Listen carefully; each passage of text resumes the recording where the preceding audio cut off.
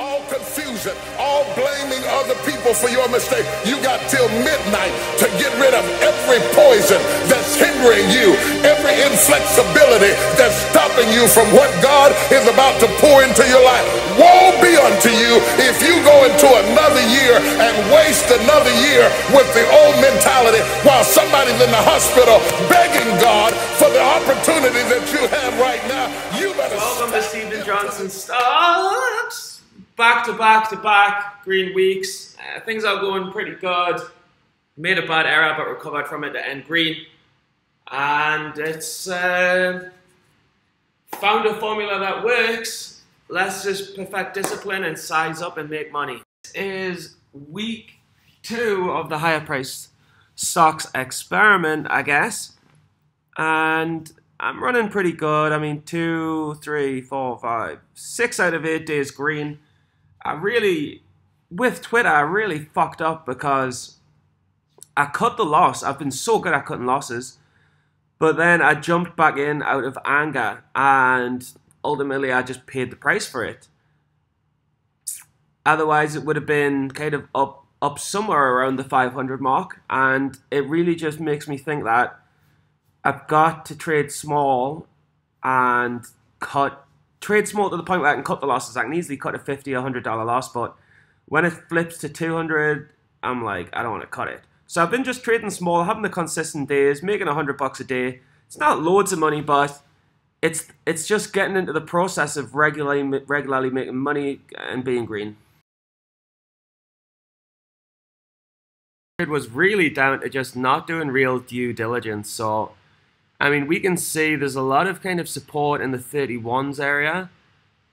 You can see these bottom all across here. Then there's kind of tops around here. Then you've got the open here, the low of day here. Then on this day, it kind of just didn't close out. And I was trading it right here on the 13th. And I mean, in hindsight, it was a beautiful buy and it was a terrible short. I mean, why am I shorting not just any resistance level, but the fucking biggest resistance level on the entire fucking chart? I mean, when it traded 120 million, it fucking bottomed. It's unreal. And I went short on this day thinking it was going to break down after it was already down a couple of points. Now, one of the main rules I've developed very quickly while trading these higher price stocks is to never ever short when it's already down a lot, and to never ever short a key support level when it's down a lot, because that's when it rips faces off. It'll drop below that level and then it will rip back up so fast, because a lot of longs are watching it thinking this is undervalued.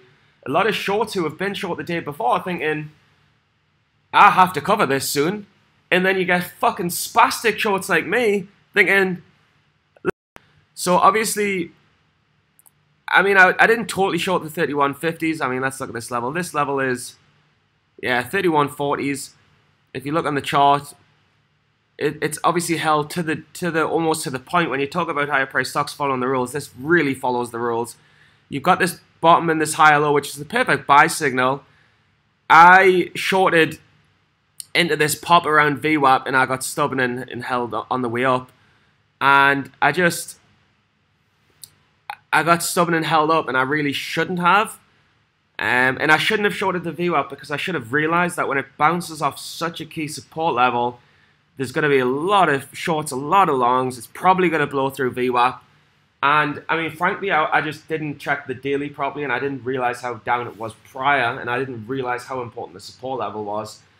So it was a really dumb short, getting short around the 3190s. I mean, obviously I shorted the bounce. I didn't chase the weakness. I shorted the bounce, but then I was up a little bit down here, and then it just ripped faces off all the way back up. Closed high of the day.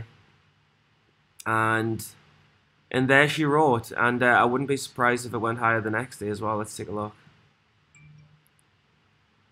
And then it rammed higher the next day into the 33s before eventually coming down. But like I say, it's no surprise. I mean, there'll be shorts trapped from the night before who get squeezed out in the morning. It was just as simple as short. I mean, looking at kind of recent resistance levels on the daily, I mean, in general, it drops, pops, drops, pops. Is a chart. It's been doing this for a while with the spies. The spies been coming down. So it's dropped. It's had a bit of a red day. It's popping back up. And I was just looking at this kind of a bottomed in the 194s here. Opened and fell in the 194s here. And then I was expecting it probably after on its second green day to top. Ignore this day. This day it didn't happen. I'm expecting it to top in the 194s again. And when you see like rips, pops, and stocks generally come up in 3 waves, right? So wave 1, kind of consolidated. Wave 2, consolidated. Wave 3, consolidated. This is arguably a 4th wave. Maybe this wave isn't a wave, but you'll certainly not get more than 4 waves generally. So I was looking for weakness at the fact that it had kind of ran 3 or 4 waves, on the fact that it was in like resistance, on the fact that the daily it had kind of already bounced and it was coming to that 194 area. And then the last piece of the puzzle was kind of like, when it's popping, if you look at the chart and like you get a red candle here, a couple of red candles, but there's no big red dumps, but like he has a bit of a red dump. He has the bigger red dump. Not a dump, but it's the weakest we've seen it. So, and there's something about just watching the kind of the price action in real time. You can just see when something's heavy. You can see when something's like too extended. I'm pretty sure the SPY rolled over at the same time because the Apple rolls over with it. But when I'm seeing this in the 194s, I'm going short. And I'm literally just rating it down kind of to around the 193s. Maybe, I can't remember where, but it might have been around the 192s. Obviously, this is going to get you out because this is a clear change in direction. But it's just a small kind of trade back to around, not quite near VWAP because VWAP's not on yet, but it's just a small little couple of points. Thank you so much for watching, those that are. It's so funny that when people want the hot, shiny, buzzy thing, but when I rise up out of the ashes and fucking go on to make a lot of money, everyone's going to be like, where did that come from? And I'm telling you now, it will come from these videos, and this time, and this effort, and this hard work. And for me, it's not even about YouTube anymore. It's not about fucking the journey. It's obviously about the journey, but it's about me, for me more than ever now. It is about fucking dominating trading, and that is the only thing I give a fuck about right now. I will rejoice.